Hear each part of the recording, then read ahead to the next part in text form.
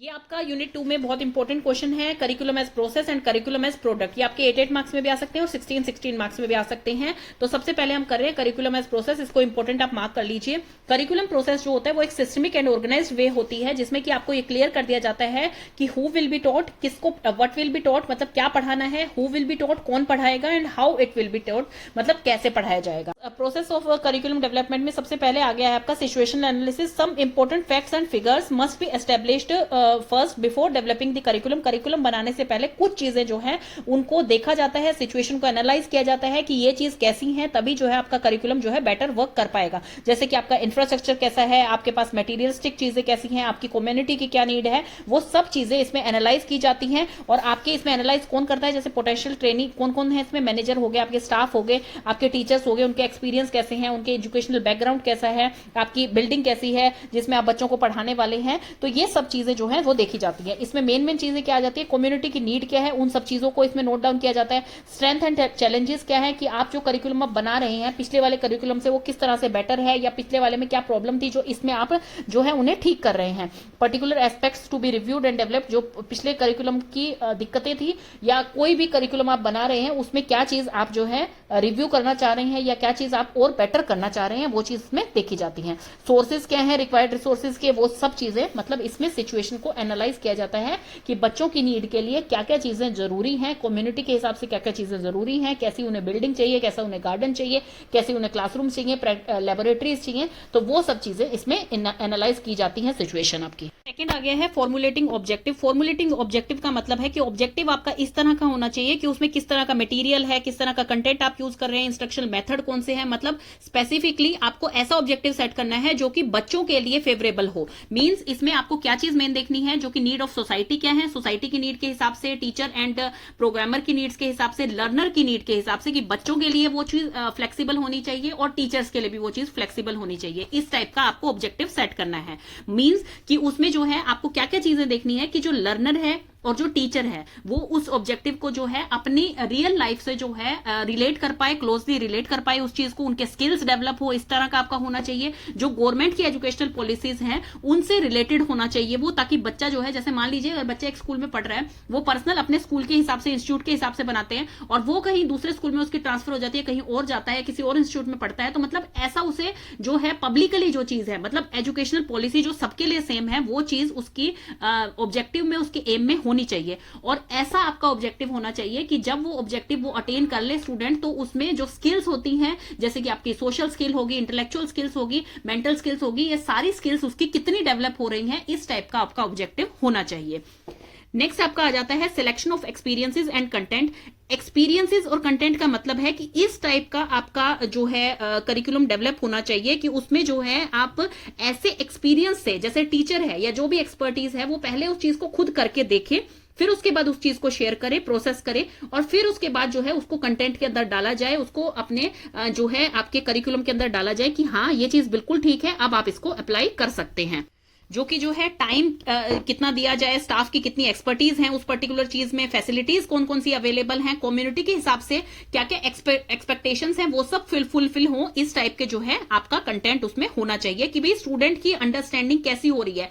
सिर्फ कंटेंट की अंडरस्टैंडिंग नहीं, वो खुद अपने आप को कितना समझ पा रहा है, सेल्फ अंडरस्टैंडिंग, ह्यूमैनिटी अंडरस्टैंडिंग उसकी कितनी हो रही है। स्टूडेंट जो है ओपन हो, बिल्कुल ओपन फ्लेक्सिबल हो, इस टाइप का कंटेंट होना चाहिए कि भाई आप न्यू एक्सपीरियंस, मतलब जो चीज आपने नहीं कर रखी है या रियल लाइफ से आपकी ये सिचुएशन जो है मैच करती है, तो वो चीजें बच्चा सीखने के लिए ओपननेस दिखाए कि भाई हाँ मैं तैयार हूं और मैं इस चीज को कर सकता हूं। तो उसकी नीड्स को देखते हुए आपको ऐसा कंटेंट डालना चाहिए। तो अब इसमें थोड़े से स्टेप हैं जो आपको अच्छी तरह समझ आएंगे।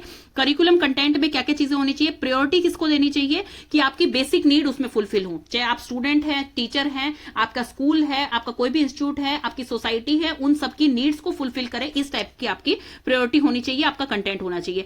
बैलेंस होना चाहिए। बैलेंस किस चीज में होना चाहिए, जैसे टाइम में और रिसोर्सेज में, कि भाई आपके पास पर्टिकुलर 40 मिनट मिलते हैं आपको इस सब्जेक्ट के, और आपके पास इतने रिसोर्सेज हैं, इसको इस तरीके से आप समझा सकते हैं, आपके पास इतनी तरह के मटेरियल अवेलेबल हैं। तो उन चीजों के बीच में, सोसाइटी के बीच में और स्कूल्स के बीच में, स्किल्स के बीच में, हर चीज के बीच में एक बैलेंस होना चाहिए कि बच्चा जो है उन सब की नीड्स को पूरा कर पाए। कि भाई अपना वर्क एंड प्ले जैसे होता है इसमें, कि भाई बच्चे का ऐसा नहीं होना चाहिए कि भाई एक दिन में उसके पूरे स्पोर्ट्स पीरियड लगा दिए, तो ऐसा तो बच्चा बहुत ज्यादा थक जाएगा। तो मतलब उस चीज में बैलेंस होना चाहिए कि आज एक स्पोर्ट्स पीरियड है, कल एक योगा पीरियड है, एक डांस पीरियड है, ऐसे ऐसे डेली एक एक्टिविटी पीरियड और फिर थ्योरी पीरियड और प्रैक्टिकल चीज, वो चीजों का बैलेंस होना चाहिए उसमें। कंप्लीटनेस होनी चाहिए। कंप्लीटनेस का मतलब है कि बच्चे का कंटेंट ऐसा होना चाहिए, जो करिकुलम का कंटेंट है बच्चे के लिए ऐसा होना चाहिए कि उसमें उसकी हर तरह की स्किल्स जो है डेवलप हो, मेंटल स्किल्स उसकी डेवलप हो, उसकी जो है साइकोमोटर स्किल्स डेवलप हो, मतलब कि वो मूवमेंट्स अच्छे से कर पाए, अफेक्टिव स्किल्स डेवलप हो, तो ये सारी स्किल्स उसकी डेवलप होनी चाहिए, इसे कहा गया है कंप्लीटेडनेस।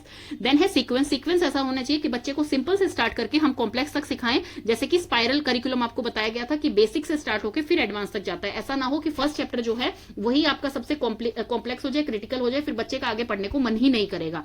देन है उसके बाद कॉम्प्रीहेंसिवनेस। कॉम्प्रीहेंसिवनेस का मतलब है कि बच्चे को, कॉम्प्रीहेंसिव का मतलब है कि डिटेल में, बहुत ब्रीफ में, कि बच्चे को उसमें इंटरेस्ट होना चाहिए, बच्चे के लिए वो यूजफुल होना चाहिए और बच्चा उसे इजीली लर्न कर पाए, अच्छी तरह से समझ पाए, वैलिड होना चाहिए, मतलब यूनिवर्सल ट्रूथ होना चाहिए। ऐसा ना हो कि भाई आपने कोई ऐसे ही तथ्य के बेसिस पे कुछ भी लिख दिया, नहीं, आपके पास उसका फैक्ट लॉजिक प्रॉपर होना चाहिए, तभी आप जो है वो चीज अपने कंटेंट में, अपने करिकुलम में डाल सकते हैं।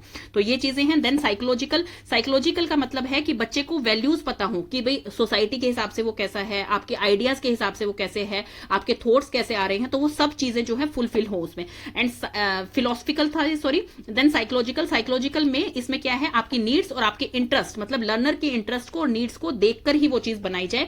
सोशियोलॉजिकल, कल्चरल का मतलब है कि आपके कैसे बिलीफ है, आपका खुद का कैसा ट्रेडिशन है, आपका क्या कल्चर है, उन चीजों को भी ध्यान में रख के आपका करिकुलम सेट किया जाए। इसमें लास्ट पॉइंट आ जाता है organisation, structuring and sequence of content learning experiences. इसमें फर्स्ट है क्रोनोलॉजिकल ऑर्डर। क्रोनोलॉजिकल ऑर्डर का मतलब है कि स्टेप वाइज, जैसे कि 1 2 3 4 इस टाइप से क्रोनोलॉजिकल ऑर्डर होता है। Cause and effect. Cause and effect में है रिजल्टिंग इनटू नॉलेज, मतलब इसका अंडरलाइन प्रिंसिपल क्या है, रिजल्टिंग इनटू नॉलेज, नॉलेज के हिसाब से। Then structural logic. Structural logic का मतलब है कि कोई एक प्रोसीजर बता दिया गया है कि आपको ऐसी चीज पहले करनी है, मतलब स्टेप बता दिए गए हैं आपको फर्स्ट सेकंड थर्ड के हिसाब से।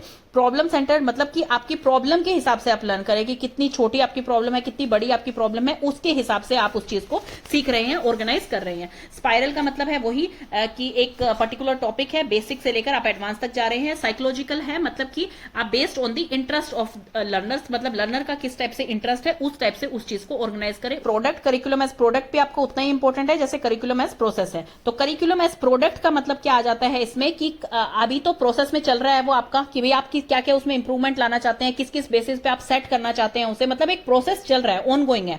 और प्रोडक्ट का मतलब होता है कि एंड प्रोडक्ट, आपको मिल गई है वो चीज, तो आप उसको कैसे बेटर बनाएंगे या क्या चीज करते हैं, करिकुलम एज प्रोडक्ट क्या होता है। तो करिकुलम एज प्रोडक्ट में भी 3 पार्ट्स हैं आपके। सबसे पहले करिकुलम एज प्रोडक्ट में होता क्या है वो हम समझ लेते हैं। Curriculum as product involves making judgement about the effectiveness of a state authorised curriculum, मतलब किसी भी एक करिकुलम का जजमेंट दिया जाता है कि वो कितना इफेक्टिव है। कैसे दिया जाता है, सबसे फर्स्ट इसमें पॉइंट आता है पायलटिंग। पायलटिंग में क्या होता है, कितनी इफेक्टिवनेस है इस करिकुलम का, कितना इफेक्टिव है ये, बच्चों को कितना समझ आएगा, सोसाइटी के हिसाब से कितना अच्छा है, नेशन के हिसाब से कितना अच्छा है, तो वो चीज उसमें देखी जाती है, मतलब इफेक्टिवनेस देखी जाती है उसकी। इसको कैसे किया जाता है, पहले इंफॉर्मेशन गैदर की जाती है, जिसमें कि जैसे कि आपके असेसमेंट टाइप हो गया, असेसमेंट फेज हो गई है, जजमेंट दी जाती है, डिसीजन दिए जाते हैं। तो मतलब पहले इंफॉर्मेशन कलेक्ट कर ली, फिर उसे इवेल्युएट किया, तो ये चीजें आती हैं आपकी पायलटिंग में कि भाई उस चीज को आपको कुछ कमी लग रही है तो आप उसको इंप्रूव कैसे करें, कैसे एस्टेब्लिश करें और कैसे उसके अंदर इंप्रूवमेंट लाएं, तो वो चीजें, वो स्टेप आपका आता है पायलटिंग। देन है मॉनिटरिंग। मॉनिटरिंग जैसे नेम से ही पता लग रहा है कि उसकी स्ट्रेंथ एंड वीकनेस जो है इसमें मॉनिटर की जाती है कि भाई उसमें क्या चीज अच्छी है, क्या चीज बुरी है, कैसे डाटा कलेक्ट करना है हमें, कि भाई करिकुलम के अकॉर्डिंग हमने कैसे डाटा कलेक्ट किया है, कैसे उसकी इवेल्युएशन करनी है, वो चीज सारी इसमें आ जाएंगी। लास्ट स्टेप आता है इवेल्युएशन का। इवेल्युएशन प्रोसेस आपको पता है कि फॉर द बेटरमेंट आप उस चीज को चेक करेंगे कि भाई लर्नर्स के लिए वो कितना अच्छा है, कितना इफेक्टिव है, वो चीजें आप चेक करेंगे। तो ये आता है आपका करिकुलम एज प्रोडक्ट में कि सबसे पहले इसमें डेटा गैदर हुआ, जो पायलटिंग आता है, फिर उसके बाद मॉनिटर हुआ, उसकी वीकनेस और उसकी स्ट्रेंथ देखी गई, फिर उसके बाद उसका इवेल्युएशन हुआ। इवेल्युएशन के बाद जो रिजल्ट आता है कि भाई आपको इस चीज में कितनी इंप्रूवमेंट की जरूरत है, क्या क्या चेंजेस आपको लाने हैं फॉर द बेटरमेंट, कि भाई करिकुलम आपका बेटर बने, टीचर्स के लिए, स्टूडेंट्स के लिए, आपके ऑर्गेनाइजेशन के लिए, आपके समाज के लिए, तो वो चीज फिर उसमें कर दी जाती है। तो ये आपका टॉपिक खत्म हो गया है।